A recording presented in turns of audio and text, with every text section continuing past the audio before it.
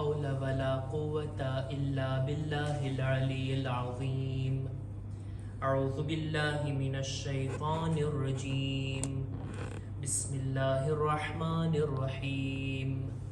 الحمد لله الذي جعل الحمد مفتاحا لذكره وسببا للمزيد من فضله ودليلا على آلائه وعظمته.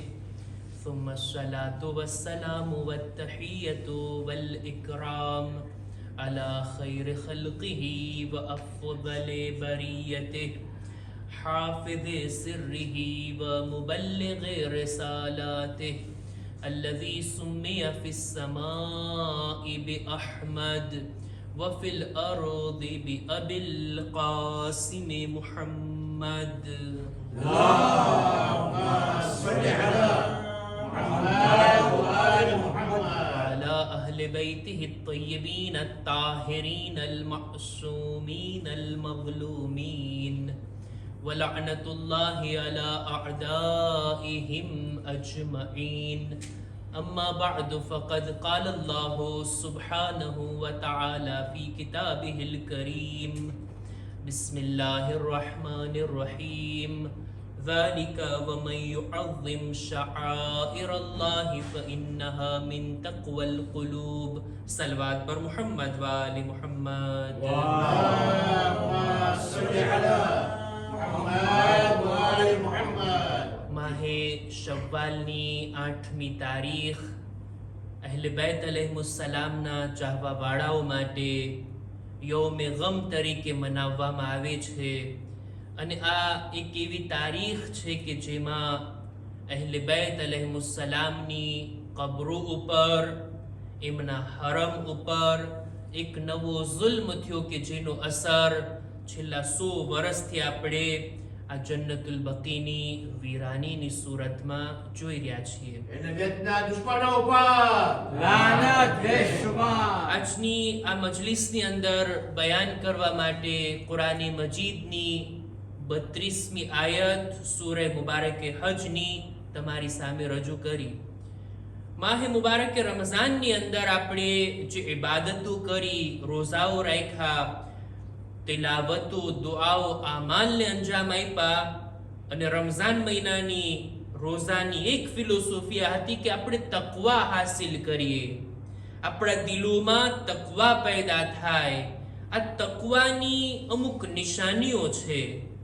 જો કોઈની અંદર તકવા હોય ને તો અમુક નિશાનીઓથી દેખાઈ આવે. એમાંથી એક નિશાનીનો ઉલ્લેખ આ આયતમાં છે. સૂરે હજની 32મી આયત. ذَلِكَ وَمَنْ يُعَظِّمْ شَعَائِرَ اللَّهِ فَإِنَّهَا مِنْ تَقْوَى الْقُلُوبِ. હજની વાતોને બયાન કરીને ખુદા કહે છે કે જે કોઈ અલ્લાહની નિશાનીઓની તાઝીમ કરે, ખુદાની નિશાનીઓનું એહતરામ જાળવે, આ દિલોના તકવાની નિશાની છે. શાઆઇરુલ્લાહ કુરાની મજીદમાં આ શબ્દ અનેક વખત આવ્યો છે. શાઆઇર જમા છે, આ પ્લુરિયલ શબ્દ છે. એનું સિંગુલિયર થાય શઈરા. શઈરા એટલે અલ્લાહની નિશાની. કોઈ પણ એવી હસ્તી, કોઈ પણ એવી ચીજ કે પહેલી નજરે જોતા આપણને ખુદા યાદ આવે, એને કહેવાય શઈરા, શાઆઇરુલ્લાહ, અલ્લાહની નિશાનીઓ. આપણે જ્યારે હજમાં જઈએ, ખુદા આપણને નસીબ કરે મક્કા અને મદીના જવું, ત્યાં આપણે જઈએ છીએ અને જોઈએ છીએ ઘણી બધી અલ્લાહની નિશાનીઓ છે. ખુદ ખાને કાબા, હિજરે ઇસ્માઇલ, હજરે અસ્વદ, સફા, મરવા અને એ મેદાનો કે જેમાં આપણે વકૂફ કરતા હોય, આ બધું અલ્લાહની નિશાનીઓમાંથી છે. ખુદાની નિશાનીઓની તાઝીમ કરવી, આ આપણા દિલોમાં રહેલા તકવાની નિશાની. કુરાની મજીદમાં હજની ચીજોમાંથી અમુક ચીજોને અલ્લાહે પોતાની નિશાની તરીકે ચોખવટથી ગણાવી છે. કુરાની મજીદમાં છે કે ઇન્ના સફા વલ મરવતા મિન શાઆઇરિલ્લાહ. ઓલી સફા અને મરવાની પહાડીઓ છે ને, જેની દરમિયાન સહી કરવાની હોય, આ અલ્લાહની નિશાનીઓમાંથી છે. ઈ જાનવર કે જેને કુરબાની માટે લઈ જવામાં આવે ને, ખુદા કહે છે ઈ પણ અમારી નિશાનીઓમાંથી છે. એમની અલ્લાહની નિશાનીઓ ઘણી બધી છે. આ બધી નિશાનીઓની તાઝીમ કરવી દિલથી એ આપણા મુત્તકી હોવાની એક નિશાની છે. તાઝીમ, એહતિરામ, રિસ્પેક્ટ, આ એહતિરામ જાળવવો અને એ પણ દિલથી, આ દિલોના તકવાની નિશાની.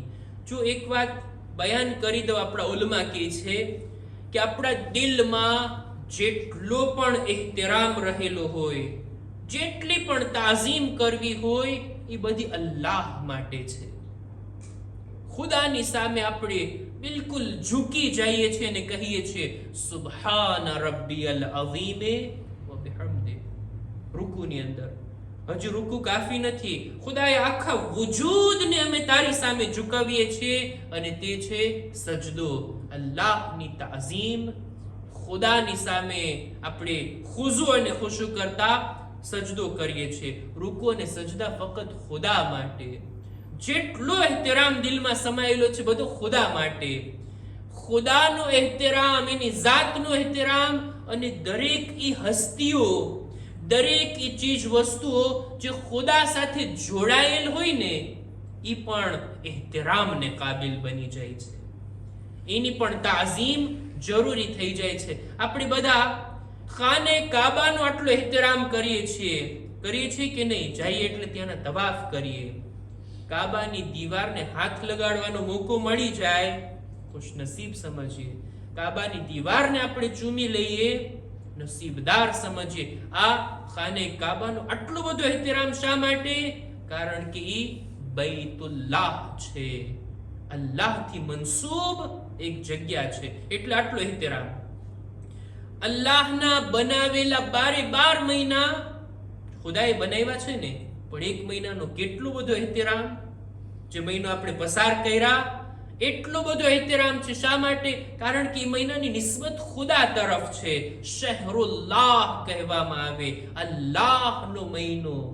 જે ચીજ અલ્લાહ સાથે જોડાઈ જાય ને, એહતરામને કાબિલ. દુનિયામાં ચોપડીઓ કેટલી બધી છે, કિતાબો કેટલી બધી છે, કેટલી બધી કિતાબો લખવામાં આવી, પણ એક કિતાબ એવી છે ને કે જેને માથા ઉપર આપણે રાખીને અમલ કરીએ. શા માટે? કારણ કે કલામુલ્લાહ છે, અલ્લાહનો કલામ છે, અલ્લાહની કિતાબ છે. એહતરામ બધું ખુદા માટે.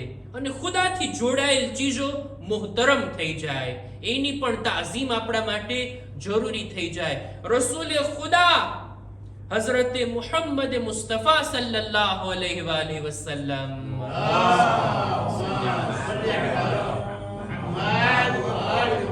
એમની ઝાત, એમની અઝમત, આટલી બધી તાઝીમ આપણે કરીએ છીએ. એમના નામની તાઝીમ, એમના જિક્રની તાઝીમ, એમની કબ્રની તાઝીમ. એક નમાઝોમાં આપણે એમના ઉપર સલામ મોકલીએ. શા માટે?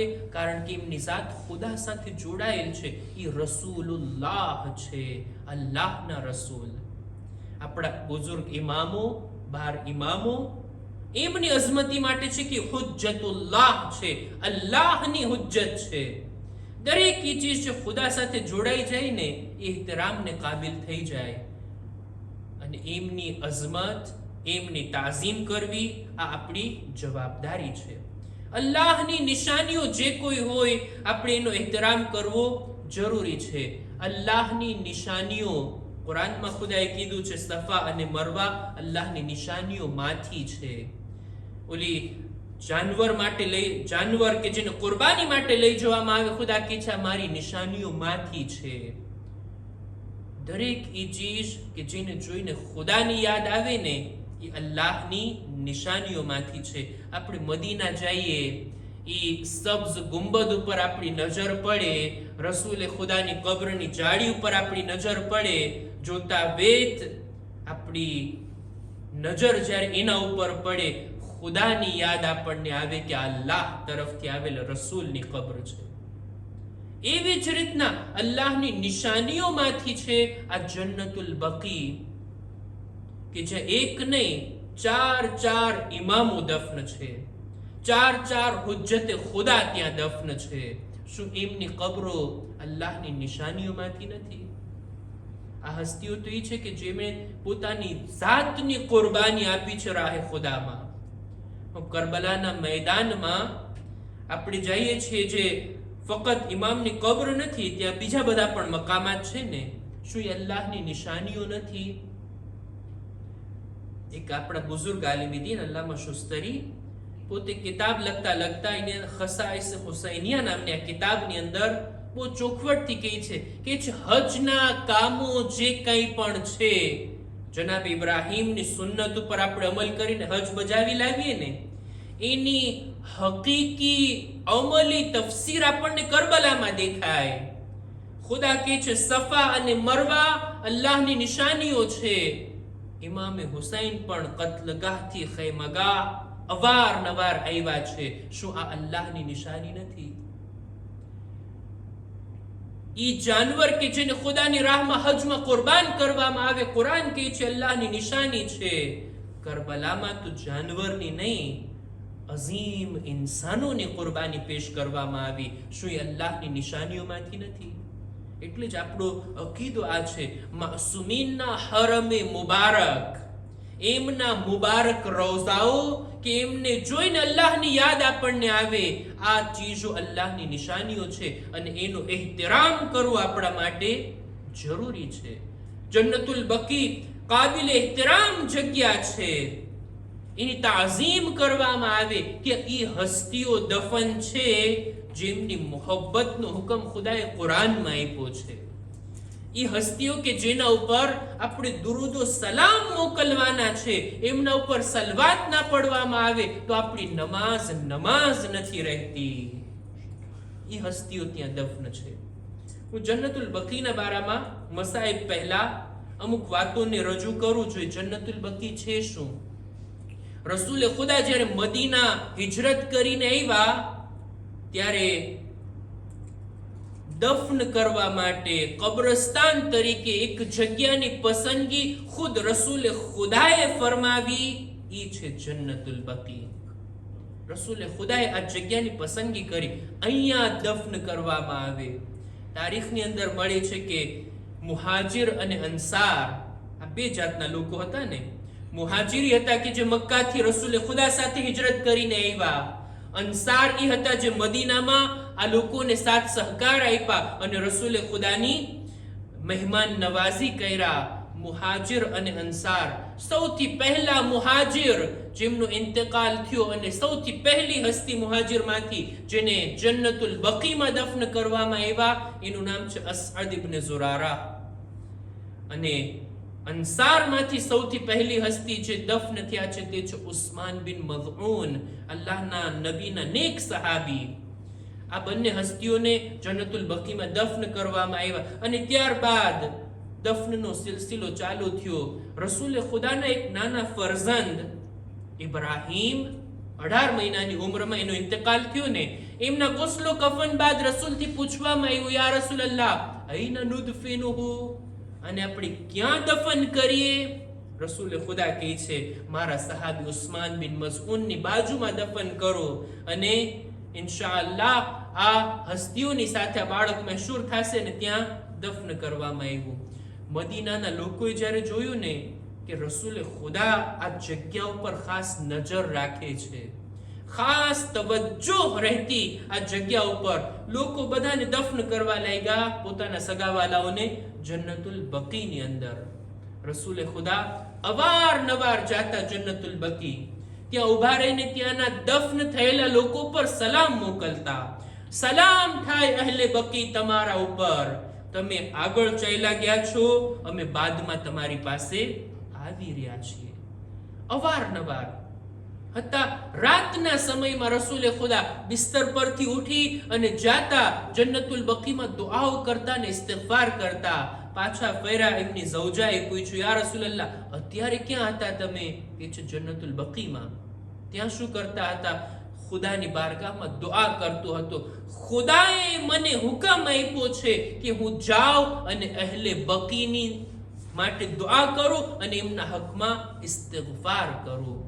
હદીસની અંદર મળે છે રસૂલે ખુદાએ એક હદીસની અંદર બયાન કર્યું કે યુહશરુ મિનલ બકી 70,000 અલા સૂરતિલ કમર લૈલતલ બદ્ર, 70,000 લોકો આ બકીથી મહેશૂર કરવામાં આવશે અને એમના ચહેરા ચાંદની માફક ચમકતા હશે.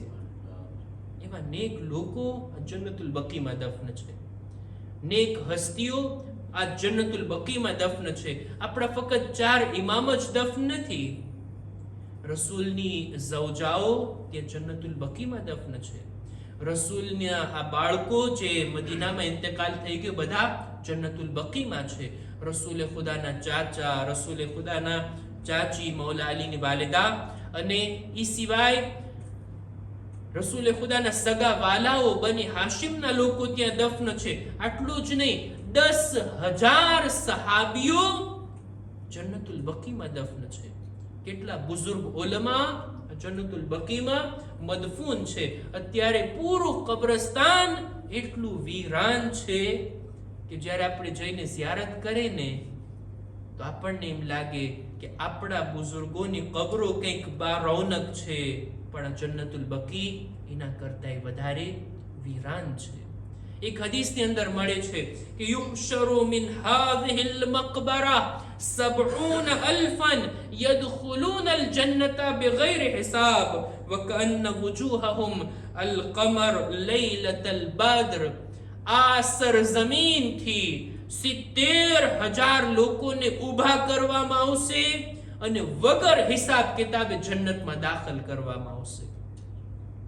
એવી હસ્તીઓ કે જેના જન્નતી હોવામાં કોઈ શક નથી, એ હસ્તીઓ ત્યાં દફન છે. શું એમનો એહતરામ આપણા માટે જરૂરી નથી? શું એમની કબ્રની આવી હાલત કરવામાં આવે? એમની કબ્રને આ રીતના વીરાન કરવામાં આવે? જન્નતુલ બકી કોઈ મામૂલી જગ્યા નથી. ફક્ત રસૂલે ખુદા નહીં, આપણા ઇમામો ત્યાં જતા, તશરીફ લઈ જતા અને ત્યાંના લોકોના હકમાં દુઆઓ કરતા. આપણા ચોથા ઇમામ, આપણા પાંચમા ઇમામ, ખુદ આકા ઇમામ હુસૈન અલૈહિસ્સલામ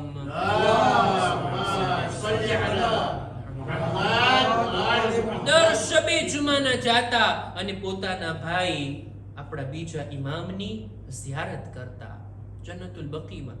એવી મુહતરમ જગ્યા હતી કે ઇમામે હસને વસિયત કરી હતી ને, મને જો રસૂલની બાજુમાં દફન ના કરવામાં આવે તો પછી મને જન્નતુલ બકીમાં લઈ જાજો. ઇમામે હસનને ત્યાં દફન કરવામાં આવ્યા. આપણા ચોથા ઇમામની કબ્ર ત્યાં છે, આપણા પાંચમા ઇમામ ત્યાં દફન છે, આપણા છઠ્ઠા ઇમામ ત્યાં દફન છે. આટલી હસ્તીઓ આ જગ્યા ઉપર દફન છે. રસૂલે ખુદા અવારનવાર ત્યાં આવતા અને રસૂલે ખુદા ત્યાં દુઆઓ કરતા. હત્તા ત્યાં સુધી આપણને મળે છે કુરાન મજીદની એક આયત પણ જન્નતુલ બકીમાં નાઝિલ થઈ છે. કુરાનની આયત છે ને, ઇન્ના મઅલ ઉસ્રી યુસરા ફઇન્ના મઅલ ઉસ્રી યુસરા. આ આયત જન્નતુલ બકીમાં રસૂલે ખુદા ઉપર નાઝિલ થઈ છે. આ જગ્યા એવી મુબારક જગ્યા છે કે જ્યાં અનેક મુહતરમ હસ્તીઓ દફન છે. આપણા ઇમામો ત્યાં ઝિયારત માટે આવતા.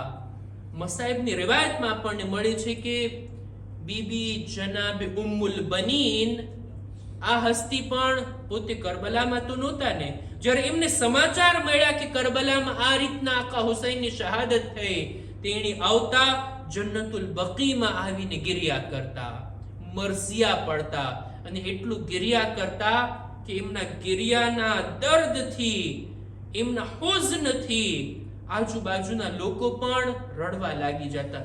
મરવાન, આટલો જાલિમ માણસ પણ ઉમ્મુલ બનીનના ગિરિયા સાંભળી અને આંખમાં આંસુ લઈ આવતો.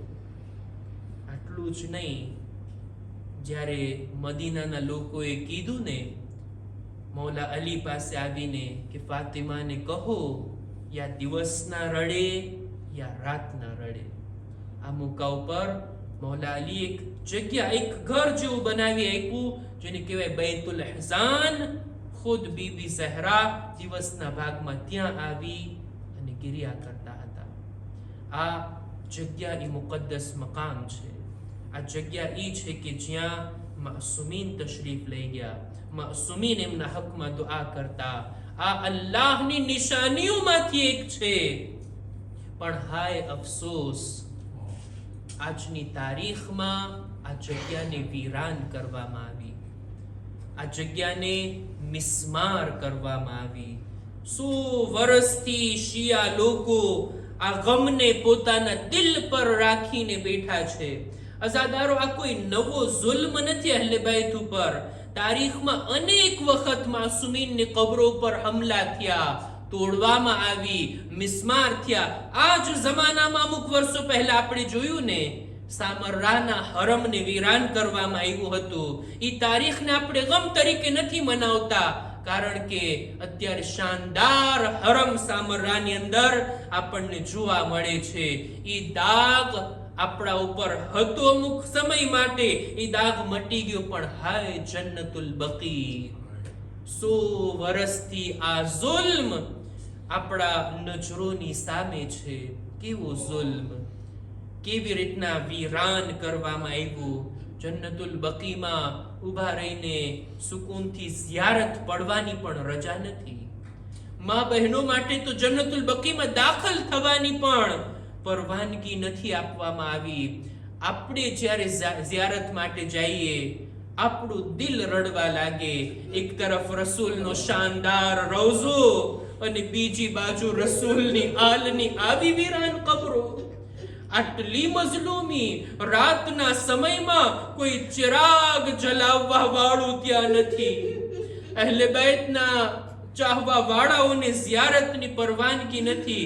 જો આપણા દિલમાં આટલો ગમ હોય, જમાનાના ઇમામના દિલમાં કેટલું દુઃખ હશે, જમાનાના ઇમામ કેટલા ગમગીન હશે આવી તારીખની અંદર. હા આઝાદારો, અહલે બેત થી લોકોએ મોહબ્બતના બદલે દુશ્મની બતાવી છે. એઓ જિંદા હતા ત્યારે એમની સાથથી દુશ્મની, અને શહાદત બાદ એમની કબરો સાથે આવી દુશ્મની. એમની કબ્રને આ રીતના વીરાન કરવામાં આવે. આવા જુલ્મ અનેક વખત ઇમામોને કબ્ર પર થયા છે. કરબલાની સરજમીન ઉપર ઇમામે હુસૈનના કબ્રના નિશાનને મિટાવવા માટે મુતવક્કિલે હલ ચડાવી દીધા હતા ને. આટલું જ નહીં, કરબલામાં ઇમામના ઘરમાં ઇમામના ખૈમાઓને પણ આગ લગાડવામાં આવી હતી ને. અહલે બેતથી કેટલી દુશ્મની, એની શરૂઆત બીબી ઝહરાના દરવાજાથી થઈ છે. આ અંત જન્નતુલ બકીની વીરાની છે. રસૂલની રહેલત બાદ લોકો પુરસો આપવાના બદલે લાગ અને લાકડીઓ લાવી અને રસૂલના ઘરમાં આવી ગયા, રસૂલની દીકરીના દરવાજા પર આવી ગયા અને ધમકીઓ આપવાનું શરૂ કર્યું. અઝીઝો, ફક્ત ધમકીઓ નથી આપી, દરવાજો સળગવા લાગ્યો. આ સળગતો દરવાજો બીબીના પહેલું પર પછાડવામાં આવ્યો. ખુદ બીબી મરસીઓ પડે છે. સુબ્બત અલૈયા મસાઇબુન લવન્હા. એ રસૂલે ખુદા, એ મારા બાબા, તમારા બાદ મારા પર એટલી મુસીબતો પડી. જો રોશન દિવસો પર પડતે, રાતના અંધારામાં બદલી જાતે. એ બીબી, એ મુસીબતની શરૂઆત હતી. આ મુસીબતનો સિલસિલો જારી છે, જે જન્નતુલ બકીની સૂરતમાં, એની મઝલૂમીની સૂરતમાં આપણે જોઈએ છીએ. અને ખરેખર આ વાત કહી શકાય, પહેલું ભી શિકસ્તા હૈ, કબ્ર ભી શિકસ્તા હૈ. અલા લઅનતુલ્લાહ અલલ કૌમિ ઝાલિમીન વસયઅલમુલ લઝીન ઝલમુ અય્ય મુન્કલબિન यनक़लिबून. इन्ना लिल्लाहि व इन्ना इलैहि राजिऊन. मातम हुसैन या हुसैन.